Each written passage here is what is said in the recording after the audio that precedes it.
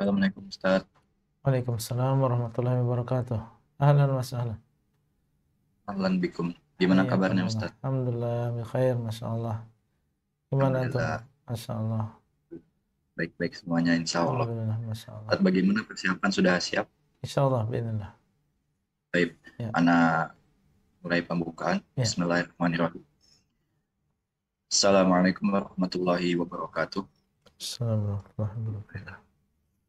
Alhamdulillah hamdan katsiran tayyiban mubarakan fi kama yuhibbu rabbuna wa yardah. Asyhadu an la ilaha illallah wahdahu wa asyhadu anna Muhammadan abduhu wa rasuluhu. Allahumma salli wa sallim ala nabiyyina Muhammad wa ala alihi wa sahbihi wa man tabi'ahum bi ihsanin ila yaumiddin amma ba'd. Baik jemaah semuanya yang semoga dirahmati oleh Allah Subhanahu wa taala. Alhamdulillah kita dapat berkumpul kembali, kita dapat hadir kembali pada pertemuan kali ini, pada pertemuan kesempatan ini yang semoga dirahmati oleh Allah Subhanahu wa taala dalam mengkaji kitab Al-Hadis Arba'in An-Nawawi yang akan dibimbing oleh Al-Ustaz Abdullah Roy Hafizahullah Ta'ala. Alhamdulillah beliau telah hadir bersama kita. Kami ucapkan terima kasih jazakallah khairan kepada Ustaz yang telah meluangkan waktunya untuk hadir kita. Semoga waktu yang Ustaz luangkan bisa diberkahi oleh Allah Subhanahu wa taala. Dan juga mengucapkan terima kasih barakallahu fikum wa jazakumullah khairan kepada para jemaah yang telah hadir bersama kita semuanya. Alhamdulillah jemaah semua, sebelum kita mulai acara kami ingin membacakan terlebih dahulu tata tertib kajian kita. Ya. Tata tertib kajian via Zoom meeting. Yang pertama, menggunakan nama sebenarnya sehingga mudah untuk dikenali. Kemudian mematikan fitur video dan mute mikrofon atau audio saat join dan saat kajian berlangsung. Kemudian mendengarkan kajian dan berusaha untuk mencatat. Kemudian sesi tanya jawab insya Allah akan ada di akhir kajian. Pertanyaan harap disesuaikan dengan tema pada hari ini. Kemudian pertanyaan bisa dikirimkan kepada host atau co-host atau moderator untuk kami bacakan. Atau bisa bertanya langsung dengan raise hand. Yang akhwat kameranya off dan ikhwan kameranya boleh on. Kemudian menghargai sesama dalam mengikuti kajian dan berharap mendapat keridhaan Allah Subhanahu wa taala. Sehingga ilmu ini menjadi barokah dan bermanfaat bagi kita semua di dunia dan di akhirat kelak. Allahumma amin barakallahu fikum. Selanjutnya waktu dan tempat kami persilakan kepada Ustaz. Bismillahirrahmanirrahim. Alhamdulillah Rabbil alamin. Wa asyhadu an la ilaha illallah wahdahu la syarikalah. Wa asyhadu anna Muhammadan abduhu wa rasuluhu sallallahu alaihi wa ala alihi wa ashabihi wa tabi'ina lahum bi ihsanin ila yaumiddin wa sallama tasliman katsiran amma ba'd. Alhamdulillah, kita bersyukur kepada Allah Subhanahu wa taala yang masih memberikan kepada kita kenikmatan yang banyak dan tidak terhingga, sehingga pada sore hari ini waktu Indonesia Barat kita masih bisa berkumpul melalui media ini untuk menuntut ilmu agama, mempelajari agama yang dibawa oleh Rasulullah SAW. Para ikhwah dan juga para akhwat, para jamaah sekalian, dimanapun antum berada, insyaallah kita akan masuk pada hadis yang ke-15 di antara 42 hadis yang dibawakan oleh Al-Imam An-Nawawi rahimahullah di dalam kitab beliau Al-Arba'in An-Nawawiyah. Dan insyaallah sebelum kita jelaskan, seperti biasanya kita akan mendengar terlebih dahulu lafaz hadisnya. Nah,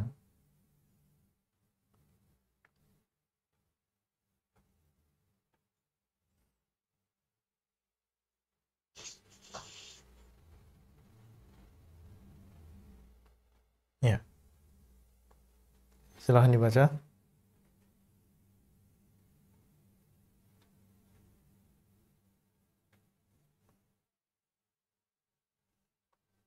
Ada yang membaca? Ustaz Ana menunggu share di screen.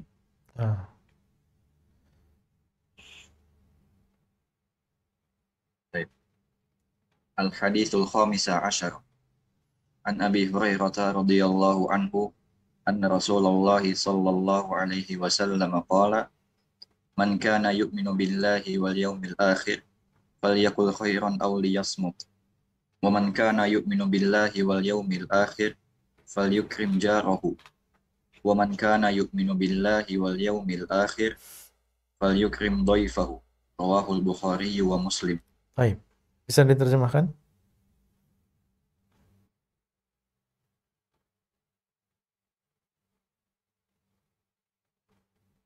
Hadis ke-15 dari Abu Hurairah radhiyallahu anhu bahwa Rasulullah Shallallahu alaihi wasallam bersabda, barang siapa yang beriman kepada Allah dan hari akhir, maka hendaknya ia berkata yang baik atau ia diam. Dan barang siapa yang beriman kepada Allah dan hari akhir, maka hendaknya ia memuliakan tamunya. Dan barang siapa yang beriman kepada Allah, tetangganya. afwan. Dan barang siapa yang beriman kepada Allah dan hari akhir, maka hendaknya ia memuliakan tetangganya. Dan barang siapa yang beriman kepada Allah dan hari akhir, maka hendaknya ia memuliakan tamunya. Hadis riwayat Bukhari dan Muslim. Ya. Al-hadithu al-khamisa asyar. Hadis yang ke-15 di antara 42 hadis di dalam Arba'in Nawawiyah yang disifati oleh Al-Imam An-Nawawi sebagai hadis-hadis yang merupakan pokok agama. Di dalamnya ada penyebutan pokok-pokok agama Islam ini. An Abi Hurairah, dari Abu Hurairah radhiyallahu anhu, semoga Allah meridai beliau, anna Rasulullah sallallahu alaihi wasallam qala, bahwasanya Rasulullah sallallahu alaihi wasallam bersabda, man kana yu'minu billahi wal yawmil akhir falyaqul khairan aw liyasmut. Beliau sallallahu alaihi wasallam mengatakan, barang siapa yang beriman kepada Allah dan juga hari akhir,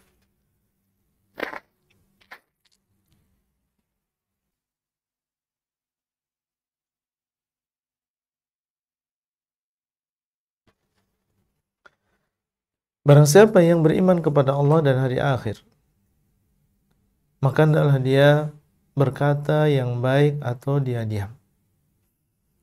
Di dalam hadis yang mulia ini, beliau sallallahu alaihi wasallam menyebutkan 3 akhlak yang merupakan akhlak-akhlak yang mulia di dalam agama ini. Dan menyebutkan bahwasanya orang yang memiliki iman kepada Allah dan juga hari akhir, maka seharusnya dia memiliki sifat-sifat berikut. Yang pertama adalah berkata yang baik atau diam seandainya dia tidak bisa berkata yang baik. Kemudian yang kedua adalah menghormati, memuliakan tetangganya. Dan yang ketiga adalah memuliakan tamunya. 3 perkara ini merupakan sifat orang yang beriman kepada Allah dan hari akhir. Kenapa di sini disebutkan tentang iman kepada Allah dan juga disebutkan tentang iman kepada hari akhir? Disebutkan tentang iman kepada Allah karena ini adalah aslu al-usul. Ini adalah pokok di antara pokok-pokok keimanan. Cabang keimanan ini ada 70 cabang lebih. Dan yang paling pokok, yang paling tinggi adalah beriman kepada Allah Azza wa Jalla. Ini adalah pokoknya, ini adalah asasnya, pondasinya. Barang siapa yang beriman kepada Allah, yakin bahwasanya Allah SWT dialah yang maha mengetahui, yakin bahwasanya Allah SWT dialah yang telah memerintahkan dan dialah yang telah menurunkan syariat. Barang siapa yang percaya kepada Allah dan yakin bahwasanya apa yang Allah syariatkan itulah yang terbaik bagi manusia. Barang siapa yang beriman kepada Allah, maka hendaklah dia memiliki 3 sifat ini. Dan masing-masing di antara kita tentunya memiliki yang satu ini. Masing-masing dari kita percaya kepada Allah. Masing-masing dari kita beriman kepada Allah. Dialah yang telah menciptakan kita dan dialah yang telah menyuruh kita untuk beribadah kepadanya. Tidaklah dia menciptakan kita kecuali untuk beribadah kepadanya. Dan ibadah adalah menjalankan perintah, menjauhi larangan. Maka barang siapa yang beriman kepada Allah, hendaklah dia memiliki 3 sifat ini. Ucapkan yang baik atau diam. Muliakan tetangganya, muliakan tamunya. Kemudian yang kedua, wal yaumil akhir. Dan barang siapa yang beriman kepada hari akhir, yakin bahwasanya dia kelak akan dibangkitkan setelah dia mati. Di sana ada hari akhir. Ada kehidupan setelah kematian, kita akan dibangkitkan. Dan dibangkitkan untuk dihisab, dihitung amalannya. Kemudian setelah itu dibalas. Yang baik dibalas dengan kebaikan, yang jelek maka dibalas dengan kejelekan. Orang yang beriman kepada hari akhir dan yakin bahwasanya dia akan dihisab, akan ada di sana perhitungan amal, akan ada di sana pahala dan akan ada di sana ganjaran dari pahala tersebut dan di sana ada hukuman bagi orang yang melakukan dosa, maka hendaklah dia memiliki 3 sifat ini. Karena kelak di hari akhir akan ada pahala bagi orang yang memiliki sifat-sifat berikut. Dia menjaga lisannya, tidaklah dia berbicara kecuali ucapan yang baik, dan dia diam seandainya tidak bisa mengucapkan ucapan yang baik. Dan dia memuliakan tetangganya, dia memuliakan tamu yang datang kepadanya. Dan dia yakin bahwasanya di balik itu semua akan ada pahala yang besar di sisi Allah di hari kiamat. Dia meyakini bahwasanya ini adalah bagian dari syariat. Ini bukan hanya sekedar budaya.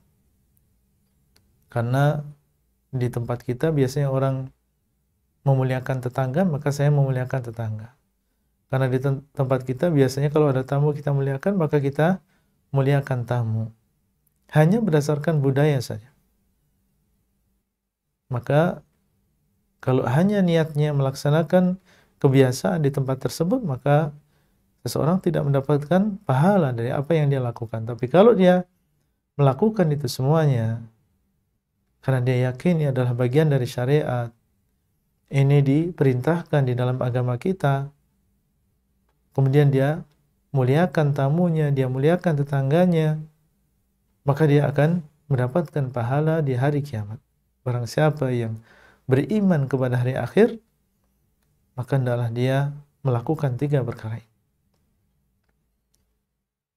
Sebaliknya, orang yang tidak melaksanakan 3 perkara ini, tidak bisa menjaga lisannya, mengucapkan ucapan yang jelek, dan kalau diamnya adalah karena misalnya tidak mau mengingkari kemungkaran, jadi berbicaranya jelek, diamnya juga tidak baik.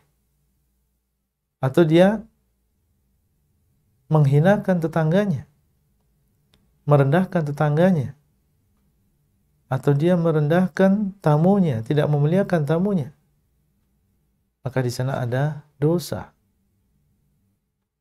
Ada dosa yang tanggung oleh seseorang karena dia melaksanakan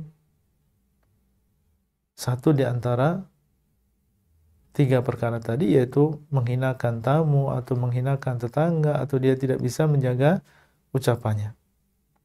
Nah, ini adalah kenapa disebutkan di sini beriman kepada Allah dan hari akhir. Dan di dalam Al-Quran Allah SWT menyebutkan di dalam beberapa ayat penyebutan dua rukun iman ini, yaitu beriman kepada Allah dan juga hari akhir, seperti misalnya ketika Allah mengatakan wa idh qala Ibrahimu rabbi ij'al hadha baladan amina warzuq ahlahu minas thamarati man amana minhum billahi wal yawmil akhir. Dan ketika Ibrahim berkata, wahai Rabb, jadikanlah negeri ini negeri yang aman dan berikanlah rezeki kepada penduduknya dari buah-buahan atau dari tanam-tanaman orang yang beriman di antara mereka kepada Allah dan juga hari akhir. Dan Nabi SAW dan Allah SWT mengatakan, innal ladzina amanu wal ladzina hadu wan nasara was-sabiin man amana billahi wal yawmil akhir wa amila shalihan. Disebutkan di sini iman kepada Allah dan juga hari akhir. Taib. Demikian pula dalam ayat yang lain Allah mengatakan wala yahillu lahunna ayaktumna ma khalaqallahu fi arhamihinna in kunna yu'minna billahi wal yawmil akhir. Dan tidak halal bagi wanita-wanita tersebut untuk menyembunyikan apa yang Allah ciptakan di dalam rahim-rahim mereka kalau mereka benar-benar beriman kepada Allah dan juga hari akhir. Para ikhwah sekalian yang dimuliakan oleh Allah SWT, ini menunjukkan, yaitu disebutkannya iman kepada Allah dan juga hari akhir, ini menunjukkan tentang kedudukannya. Betapa pentingnya iman kepada Allah dan juga hari akhir. Semua rukun iman adalah penting. Baik itu beriman kepada kita, beriman kepada Rasul, beriman kepada takdir, itu adalah rukun-rukun iman. Kalau sampai salah satu di antara rukun iman tadi tidak ada pada diri seseorang, maka dia keluar dari agama Islam. Dan penyebutan rukun iman kepada Allah dan juga iman kepada hari akhir, sementara tidak disebutkan di sini rukun-rukun yang lain, menunjukkan tentang kedudukannya. Menunjukkan kedudukannya yang tinggi di sisi Allah Azza wa Jalla. Sekali lagi, iman kepada Allah ini merupakan asas, merupakan pokok di antara pokok-pokok keimanan, asal dari seluruh pokok-pokok keimanan, dan disebutkan hari akhir karena ini mengingatkan tentang hari akhir, hari yang diingkari oleh orang-orang kafir. Za'amal ladzina kafaru alla yub'atsu qul bala wa rabbi la tub'atsunna thumma la tunabba'unna bima 'amiltum wa dzalika 'ala Allah yasir. Orang-orang kafir meyakini bahwasanya mereka tidak akan dibangkitkan. Mereka tidak percaya dengan hari akhir. Man kana yu'minu billahi wal yawmil akhir. Barang siapa yang beriman kepada Allah dan juga hari akhir, falyakul khairan aw liyasmut, maka hendaklah dia mengucapkan ucapan yang baik atau dia diam. Ini menunjukkan bahwasanya yang namanya iman itu bukan hanya sekedar apa yang ada dalam hati berupa keyakinan, kepercayaan. Tapi iman itu juga perlu amalan. Iman, apa yang ada dalam hati termasuk iman, apa yang diucapkan oleh lisan termasuk iman, dan apa yang dilakukan oleh amal perbuatan kita juga termasuk iman. Barang siapa yang beriman kepada Allah dan hari akhir, maka hendaklah dia mengucapkan ucapan yang baik. Berarti bukan hanya sekedar meyakini dalam hati. Lihat ucapannya. Dia harus memperhatikan ucapannya. Orang yang beriman, maka dia memperhatikan ucapannya. Orang yang beriman memperhatikan amalannya. Di sana ada hubungan yang sangat erat antara ucapan, amalan, anggota badan dengan apa yang ada di dalam hati seseorang. Sehingga Ahlus Sunnah meyakini bahwa al-iman adalah i'tiqadun bil janan wa qaulun bil lisan wa amalun bil arkan. Iman adalah keyakinan di dalam hati, ucapan dengan lisan, dan amalan dengan anggota badan. Tidak benar orang yang mengatakan bahwasanya iman cukup dengan ma'rifah saja. Kalau sudah mengetahui bahwasanya Allah dialah yang mencipta, maka itu sudah iman sudah. Yang penting hatinya sudah ma'rifah, sudah mengetahui. Masalah dia setelah itu sholat atau enggak sholat, enggak masalah. Ini keyakinan yang sesat tentunya. Iman itu ada di dalam hati dan diucapkan dengan lisan dan diamalkan dengan anggota badan. Falyakul khairan, maka hendaklah dia mengucapkan ucapan yang baik. Yang pertama, di antara tuntutan orang yang beriman kepada Allah dan hari akhir adalah hendaklah dia mengucapkan ucapan yang baik. Kalau dia tahu bahwasanya Allah SWT dialah yang maha mengetahui, dialah yang maha mendengar, apapun yang diucapkan oleh seseorang maka Allah SWT mendengarnya. Ma yalfidhu min qawlin illa ladaihi raqibun atid. Tidaklah seseorang mengucapkan ucapan kecuali di sisinya ada malaikat yang mengawasi. Allah SWT maha mendengar seluruh ucapan. Tidak ada yang samar bagi Allah. Sehingga seorang hamba Allah yang dia mencintai Allah dan mengetahui bahwasanya Allah SWT senang apabila seorang hamba mengucapkan dengan lisannya ucapan-ucapan yang baik, maka seorang hamba berusaha untuk mengucapkan ucapan yang baik. Dia sadar bahwasanya lisan ini adalah nikmat dari Allah. Allah SWT yang memberikan. Dia tahu tentang besarnya nikmat ini. Dia melihat saudaranya yang mereka tidak bisa berbicara, untuk mengungkapkan apa yang ada dalam hatinya dia susah. Dan terkadang terlihat di dalam raut wajahnya bagaimana dia sedih ketika melihat orang lain tidak paham apa yang dia inginkan, marah, meminta kepada kakaknya, kepada orang tuanya untuk mengambil sesuatu atau mengatakan kepada orang lain untuk melakukan sesuatu. Dia hanya bisa menggunakan isyarat. Sebenarnya banyak yang dia inginkan dalam hatinya, cuma dia tidak bisa berbicara. Allah tidak memberikan kepadanya kemampuan untuk berbicara. Bandingkan dengan kita. Alhamdulillah. Ya, kita menginginkan sesuatu, tinggal kita berbicara. Ya fulan, tolong belikan. Ya fulan, ambilkan. Ya fulan, jangan seperti itu. Sehingga orang-orang yang ada di sekitar kita memahami apa yang kita inginkan dan kita pun lapang, kita pun lega. Karena orang memahami apa yang kita inginkan. Bukankah itu adalah nikmat yang besar? Alam naj'al lahu 'ainain wa lisanan wa syafatain. Bukankah kami telah menjadikan baginya dua mata dan lisan dan dua bibir?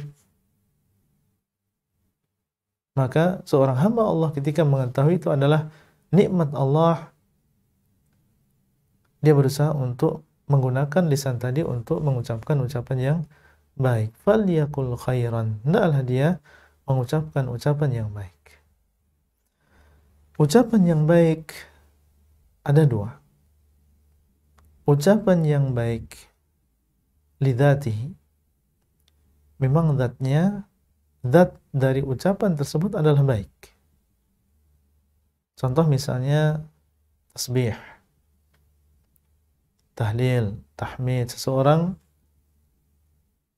mengatakan la ilaha illallah, mengatakan subhanallah, mengatakan Allahu Akbar, menggunakan lisannya untuk berzikir.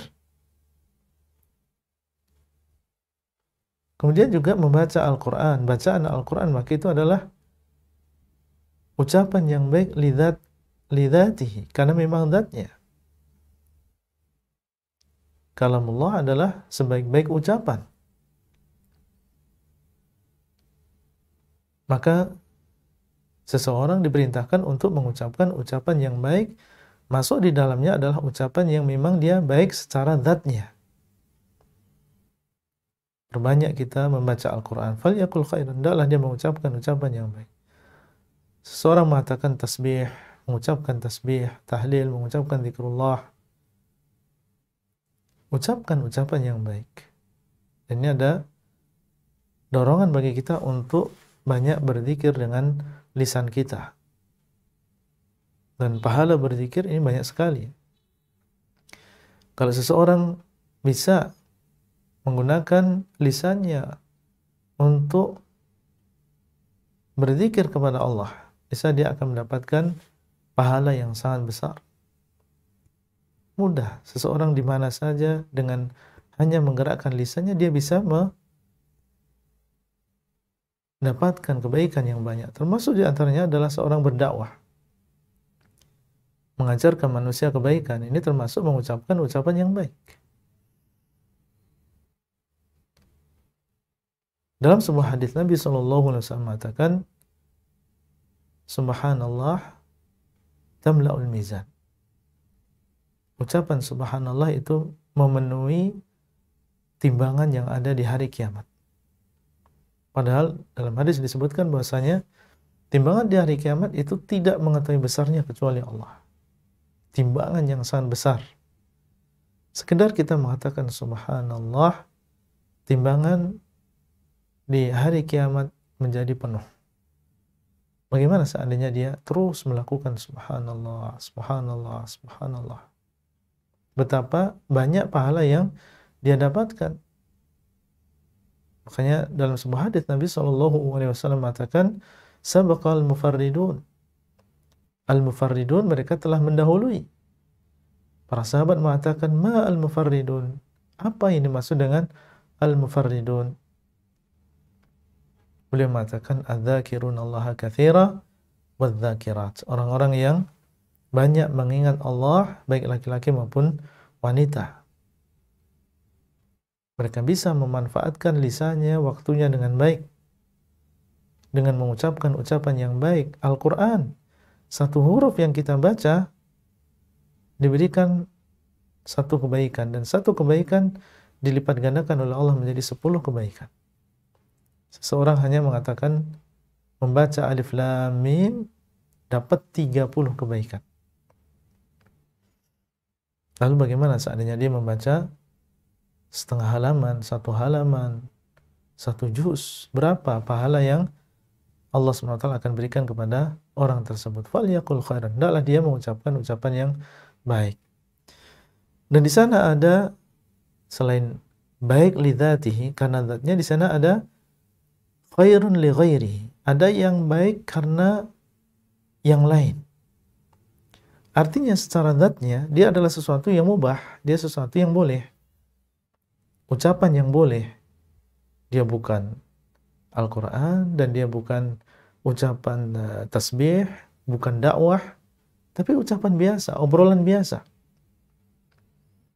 Ucapan yang boleh, tidak ada dosa, tapi omongan yang boleh, kata-kata yang boleh, tidak ada di situ zikir, tidak ada di situ tilawatul Quran, tidak ada di situ dakwah. Sesuatu yang boleh, tapi dia baik untuk yang lain. Artinya ketika diucapkan ucapan tadi akan menjadi baik yang lain. Contohnya apa? Seseorang berucap, ngobrol dengan orang lain, memberikan komentar, dan dengan ucapan tadi majelis tersebut menjadi majelis yang indah, majelis yang nyaman. Ada sebagian orang, Masya Allah, dia ketika dia datang di sebuah majelis yang sebelumnya tegang, ya, tidak nyaman, orang segera ingin keluar dari majelis tersebut. Ketika orang ini datang dan dia berbicara, maka jadilah majelis tersebut menjadi majelis yang nyaman, majelis yang hidup. Ya, semua merasa tentram dan seakan-akan tidak ingin meninggalkan majelis tersebut. Dia mengucapkan ucapan yang baik, dia sapa si fulan, ya, dia tersenyum kepada si fulan, menggabungkan antara dua orang yang sebelumnya tadi mungkin gak saling berbicara, tapi subhanallah dengan taufik dari Allah SWT dia bisa mencairkan suasana dengan ucapannya. Kalau kita lihat ucapannya ucapan biasa, mungkin hanya sekedar menyapa atau ada guyon-guyon yang ringan, tapi menjadikan orang tersenyum, menjadikan orang akhirnya mau saling menyapa satu dengan yang lain, mau saling mengenal satu dengan yang lain. Akhirnya jadi hiduplah majelis tersebut dan berkelanjutan kebaikan yang ada di dalamnya. Maka ini pun juga termasuk yang diperintahkan. Fal yakul khairan, hendaklah dia mengucapkan yang baik, baik yang lidzatihi maupun li ghairihi, yang karena zatnya maupun karena untuk memperbaiki yang lain.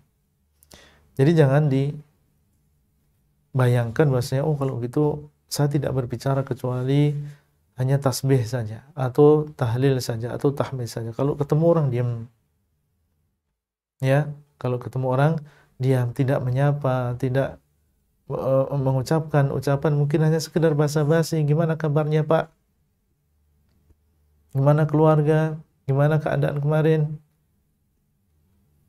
Padahal ucapan tersebut bisa memperbaiki, itu ada baiknya, memasukkan kebahagiaan dan kegembiraan di dalam diri orang lain yang mendengar ucapan tadi.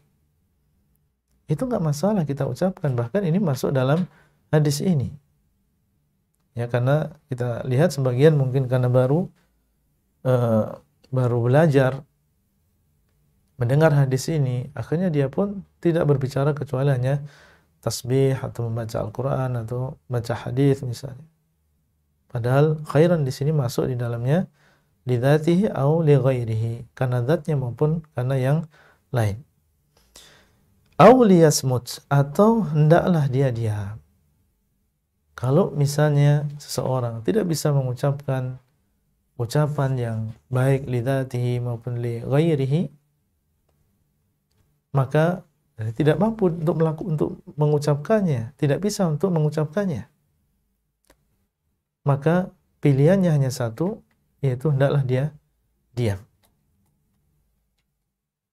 Diam, artinya diam, tidak menggerakkan lisannya, tidak mengucapkan ucapan yang baik dan tidak mengucapkan ucapan yang buruk. Dia menghentikan lisannya. Ya, berarti di sana ada 3 keadaan: mengucapkan ucapan yang baik, atau mengucapkan ucapan yang buruk, atau yang ketiga diam, tidak mengucapkan ucapan yang baik dan tidak mengucapkan ucapan yang buruk. Hadis ini menunjukkan hanya ada 2 pilihan saja.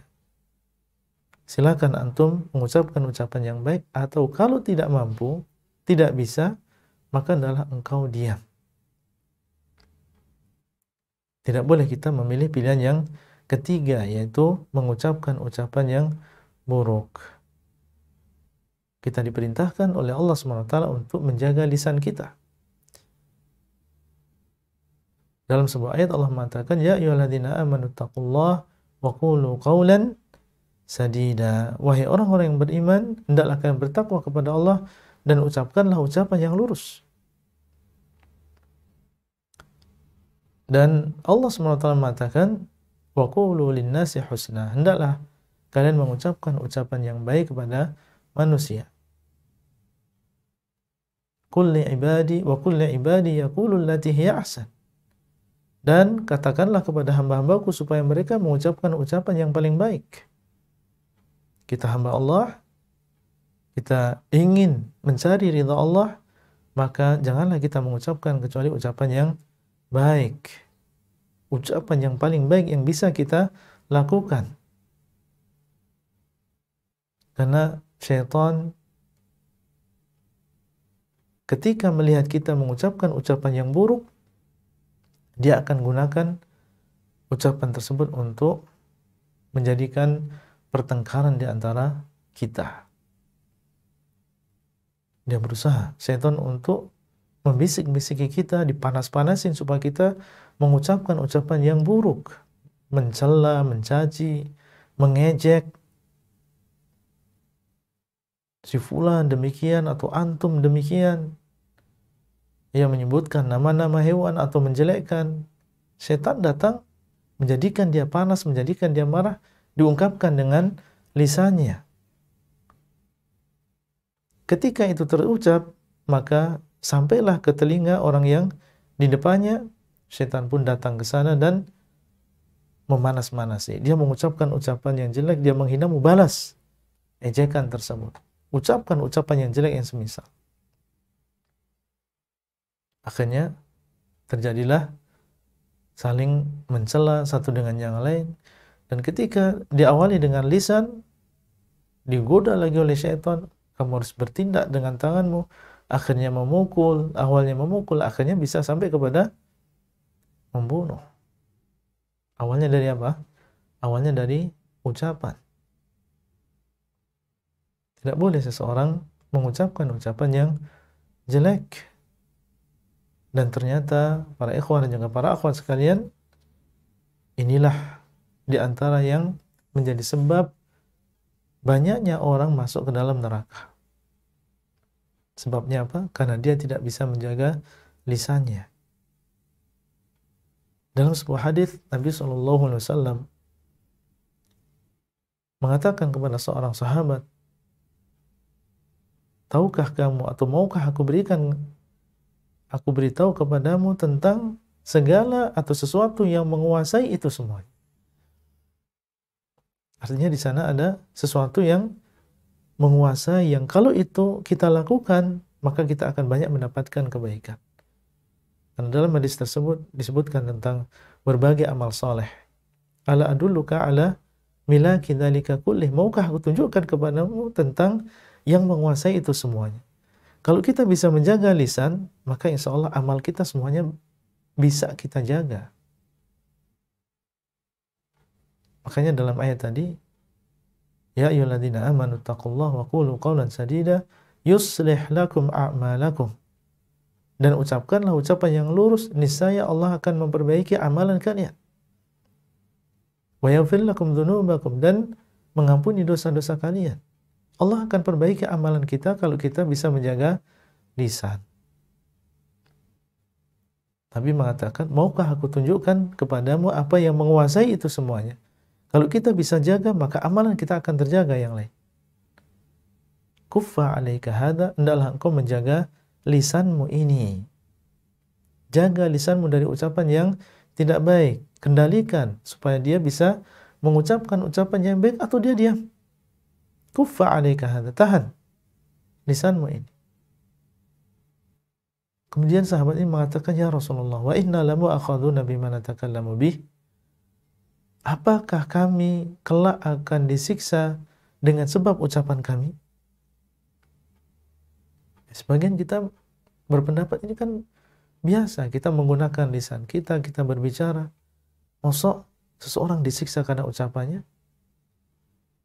Inna lamu'akhaduna bima natakallamu bih. Apakah kita akan disiksa karena ucapan kita? Nabi mengatakan, thaqilatka ummuk. Ibumu kehilangan kamu ya fulan. Wa hal yakubun nas fin nari ala wujuhim aw qala ala manakhirihim illa hasaidu alsinatihim. Tidaklah menjerumuskan manusia ke dalam neraka di atas wajah-wajah mereka, di atas hidung-hidung mereka, kecuali sebabnya adalah karena perbuatan lisannya. Terjerumus ke dalam neraka karena dia tidak bisa menjaga lisannya. Jangan kita remehkan. Jaga lisan. Ucapkan yang baik atau kita diam. Dan dalam sebuah hadis Nabi SAW mengatakan, inna rajul la yatakallamu bil kalimah la yulqi laha balan yahwi biha fi nari jahannam. Sesungguhnya seseorang mengucapkan sebuah ucapan yang dia tidak peduli dengan ucapan tadi. Ternyata dengan sebab ucapan tadi dia masuk ke dalam neraka. Nah, ini orang yang beriman kepada Allah dan hari akhir, maka adalah dia mengucapkan ucapan yang baik atau dia diam. Kemudian beliau mengatakan, wa man kana yu'minu billahi wal yawmil akhir falyukrim jarahu. Barang siapa yang beriman kepada Allah dan juga hari akhir, maka hendaklah dia memuliakan tetangganya. Ini maksud dengan tetangga adalah orang yang paling dekat dengan kita. Orang yang paling dekat dengan kita, yang rumahnya paling dekat dengan kita. Yang ada di depan kita, atau di samping kanan kiri kita, atau di belakang rumah kita. Ini adalah tetangga. Ada yang membatasi bahwasanya yang dimaksud dengan tetangga adalah orang-orang yang ada di sekitar kita, rumahnya berjumlah 40 rumah. Dan ada yang mengatakan bahwasanya ini kembali kepada urf, kembali kepada kebiasaan di tempat tersebut. Kalau memang orang-orang mereka menganggap bahwasanya itu adalah tetangga, meskipun jaraknya mungkin ya lebih dari 40 rumah atau mungkin jaraknya sampai 100 meter misalnya. Tapi kebiasaan di situ menganggap bahwasanya dia termasuk tetangga. Dia anggap itu adalah sebagai tetangga. Maka kita kembali kepada kebiasaan. Adat, budaya di tempat tersebut, kalau memang dianggap itu adalah sebagai tetangga, maka dia tetangga. Tidak dibatasi dengan jumlah 40 atau 30 rumah atau 20 rumah. Dan tetangga di sini mencakup bukan hanya tetangga rumah saja, tapi masuk di dalamnya tetangga toko misalnya. Kita punya toko, di sana ada toko tetangga. Ya, ada toko di sebelah kanan dan juga kiri kita, depan dan juga belakang kita. Maka mereka juga termasuk tetangga.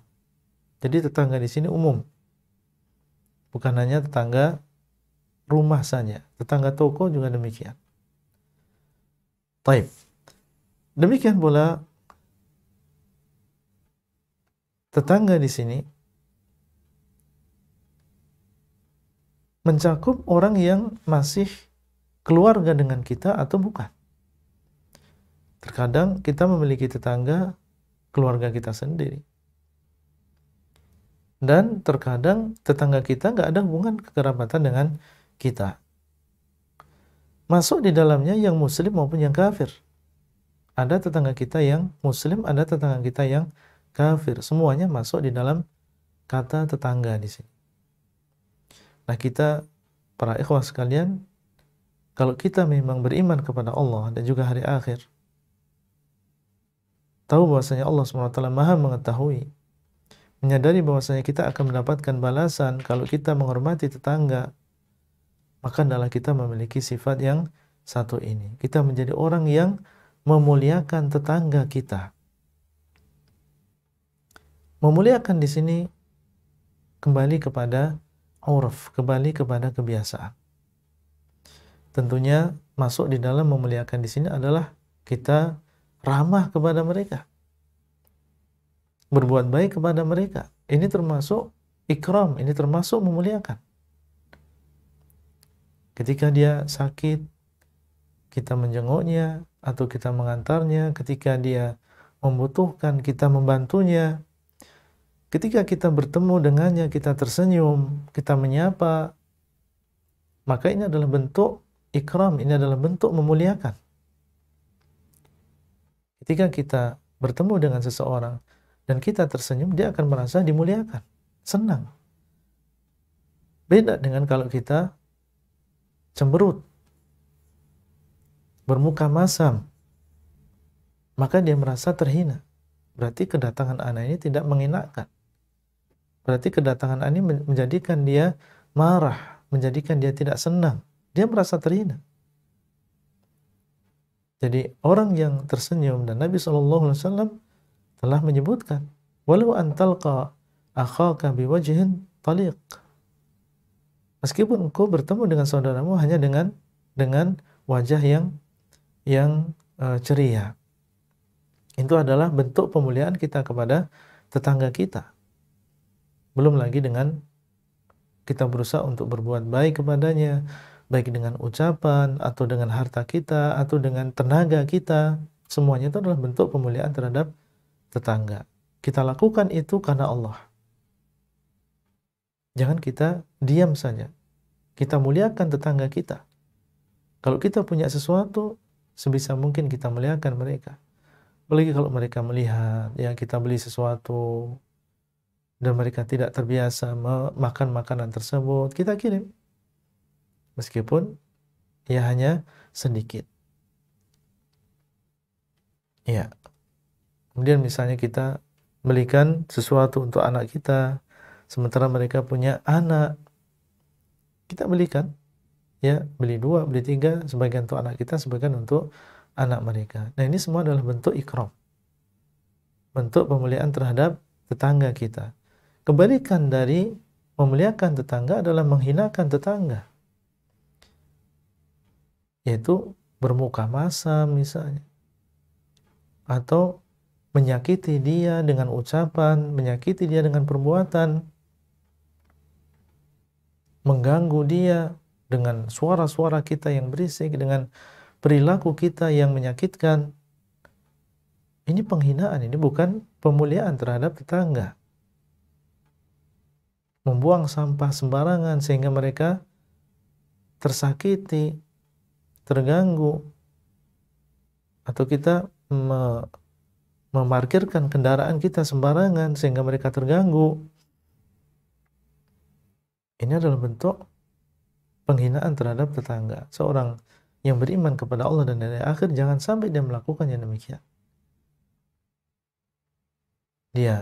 Hendaklah dia menghormati tetangganya, memuliakan tetangganya karena beriman kepada Allah dan juga hari akhir. Dalam sebuah hadis, Nabi SAW mengatakan, "Ma zala Jibril yusini bil jari hatta dhanantu annahu sayuwarithuh." Jibril alaihissalam senantiasa berwasiat kepadaku tentang tetangga. Berwasiat kepada Nabi tentang tetangga, yaitu berbuat baiklah kepada tetangga. Sampai aku menyangka bahwasanya tetangga itu akan mewarisi aku. Sampai aku menyangka bahwasanya tetangga akan mewarisi aku. Ya, akan mewarisi, menunjukkan tentang betapa seringnya Jibril menasihatkan kepada Nabi SAW berwasiat untuk berbuat baik kepada tetangga. Dan Nabi mengatakan, wallahi la yu'min, wallahi la yu'min, wallahi la yu'min. Demi Allah tidak beriman, demi Allah tidak beriman. Boleh sampai mengulang. Demi Allah tidak beriman. Siapa? Qalu man ya Rasulullah? Siapa wahai Rasulullah? Alladzi la ya'manu jaruhu bawa'iqah. Orang yang tetangganya tidak merasa aman dari gangguannya. Orang yang tetangganya tidak merasa aman dari gangguannya. Jadi tetangganya tidak merasa aman. Ya, orang ini sering misalnya mengeraskan sesuatu sehingga tetangganya yang sakit, yang punya anak kecil, nggak bisa tidur gara-gara tetangga tersebut. Nggak bisa menjaga, nggak bisa menempatkan. Atau membuang sampah sembarangan sehingga terganggu tetangganya. Atau dia memiliki usaha rumahan yang mengganggu tetangganya. Tetangganya tidak merasa aman dari gangguannya. Atau misalnya tetangga tersebut dikenal suka mengganggu keluarga orang lain. masuk ke rumah atau mengganggu istri orang, sehingga orang yang ada di situ tidak aman, mereka meninggalkan keluarganya dalam keadaan sendirian di rumah. Jangan-jangan, dan seterusnya. Ini kalau seseorang kok sampai tetangga-tetangganya seperti itu, hati-hati. Nabi mengatakan, demi Allah tidak beriman orang yang tetangganya tidak merasa aman dari kejelekannya. Kita harus menjaga lisan kita, menjaga perbuatan kita, jangan sampai kita menghinakan tetangga kita. Taib, seandainya tetangga kita adalah seorang tetangga dan dia muslim dan dia keluarga, maka di sini memiliki 3 hak yang harus kita penuhi. Dia memiliki hak sebagai seorang tetangga, dan memiliki hak sebagai seorang muslim, dan memiliki hak sebagai seorang keluarga. Kalau dia adalah seorang tetangga dan dia muslim, bukan keluarga, berarti dia punya hak sebagai seorang tetangga dan seorang muslim. Dan kalau dia hanyalah sebagai seorang tetangga saja, bukan muslim dan dia bukan keluarga, maka dia memiliki hak sebagai seorang keluarga. Jadi bertingkat-tingkat. Ada yang tetangga kita dan dia adalah tetangga sekaligus muslim sekaligus orang masih keluarga kita. Berarti dia memiliki 3 hak atas kita karena dia tetangga sekaligus seorang muslim dan sekaligus sebagai seorang keluarga. Baik, kemudian beliau mengatakan, "Wa man kana yu'minu billahi wal yawmil akhir falyukrim dhaifahu." Dan barang siapa yang beriman kepada Allah dan hari akhir, maka hendaklah dia memuliakan tamunya. Tamu adalah orang yang datang ke rumah kita. Ada yang mengatakan harus memiliki 2 syarat. Yang pertama adalah dia berasal dari kota yang lain. Dia harus berasal dari kota yang lain. Kalau masih tetangga, itu bukan dhaif, bukan tamu yang dimaksud dalam hadis ini. Kemudian yang kedua, dia memang datang dari luar kota tersebut, tujuannya adalah kita, tujuannya adalah rumah kita. Bukan hanya sekedar sambilan.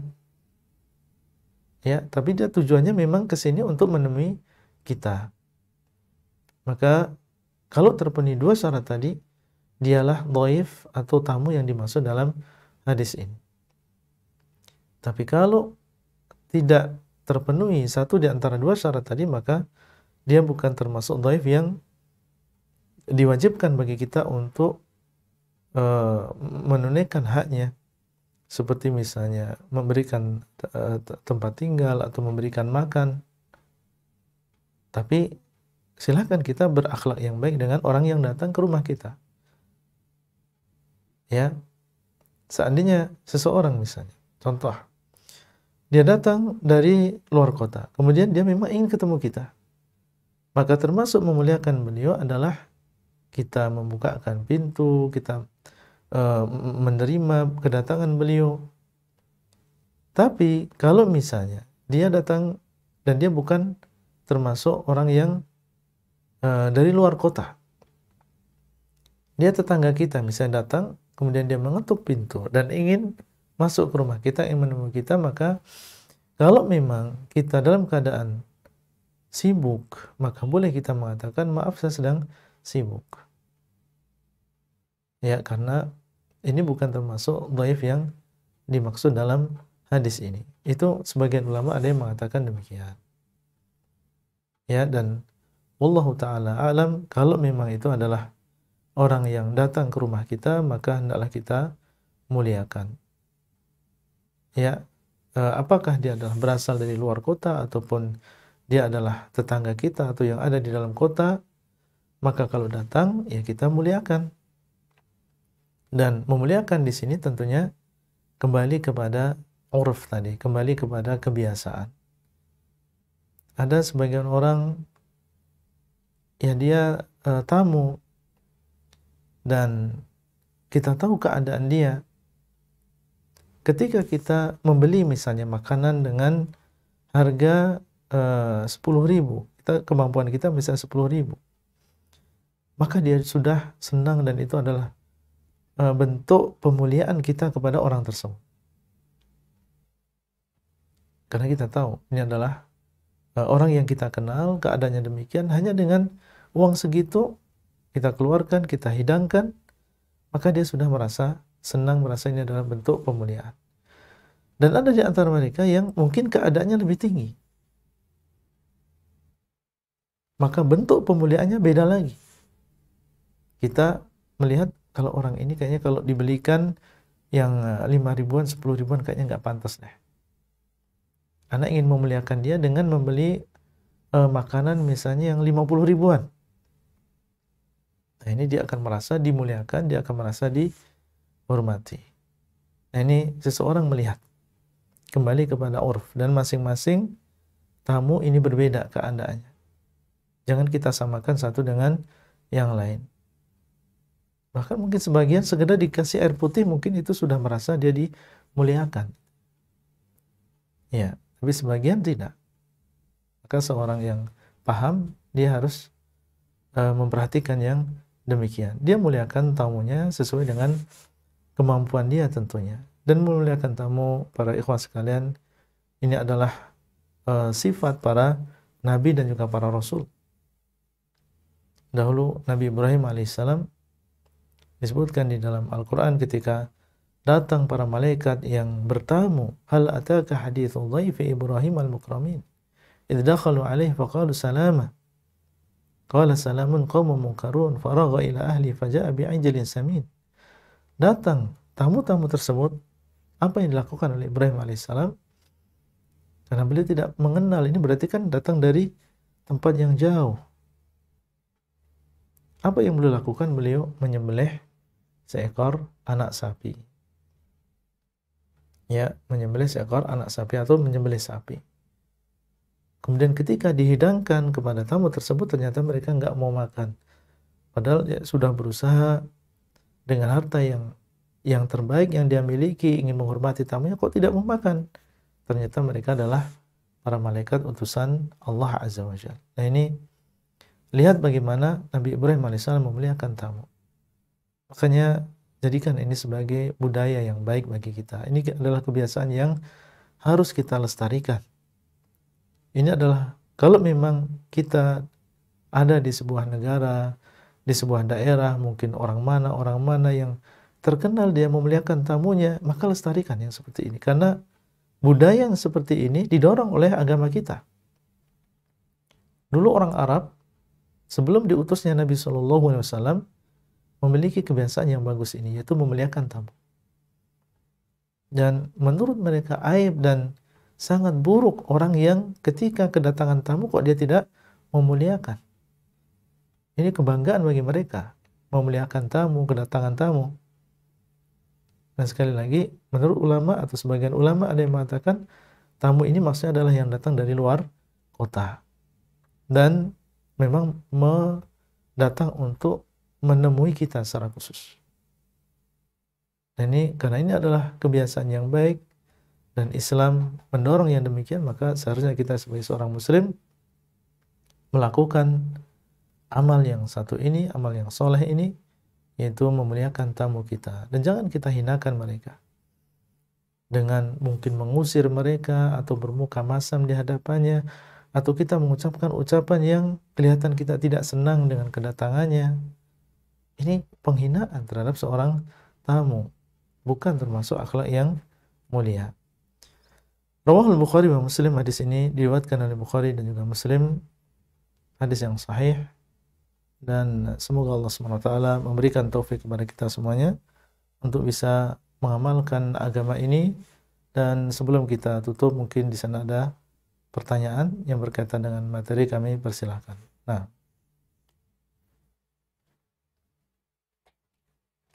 Jazakumullah khairan pada Ustaz. Semoga apa yang disampaikan bisa bermanfaat dan bisa kami amalkan dengan baik. Ya, jemaah semuanya, alhamdulillah kita sekarang masuk ke sesi tanya jawab. Sebelum kami mulai, ingin menanyakan kepada Ustadz sebelumnya, Puan Ustadz, mungkin berapa pertanyaan yang Ustadz berkenan untuk menjawab? ya, sampai jam 5.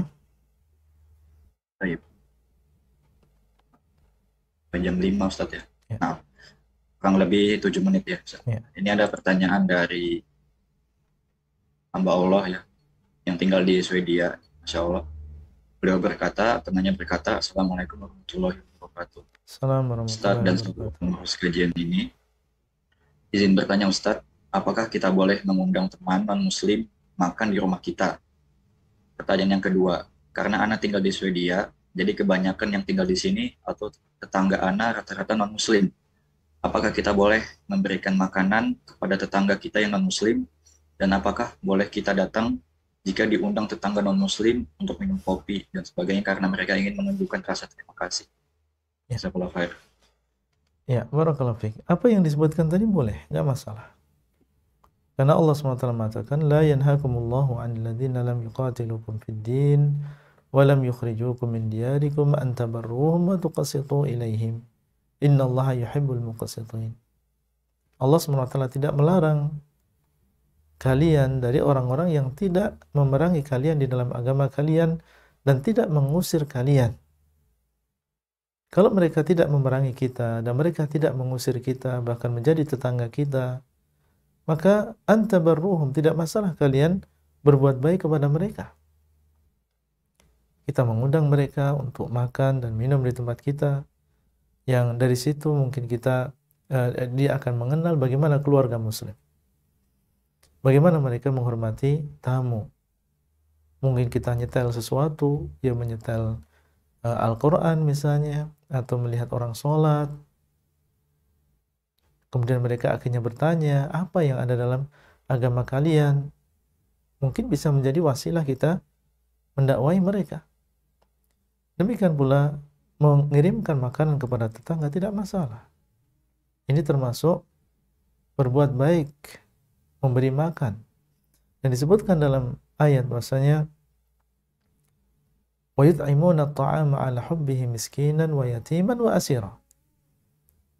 Dan hamba-hamba Allah mereka memberikan makan kepada orang-orang yang miskin dan juga anak-anak yatim dan juga seorang tawanan. Memberi makan seorang tawanan. Dan kita tahu bahwasanya tawanan ini adalah orang kafir yang ditawan oleh muslim. Diberikan makanan, subhanallah. Bagaimana perasaan yang non-muslim tadi ketika kita memberi makan kepadanya? Dia akan mengetahui, dan dia dalam keadaan lapar, dia dalam keadaan sebagai seorang tawanan, dia akan mungkin menjadikan dia tertarik untuk masuk ke dalam agama Islam. Demikian pula kalau kita diundang untuk makan dan juga minum di sana, tidak masalah, cuma perlu diperhatikan.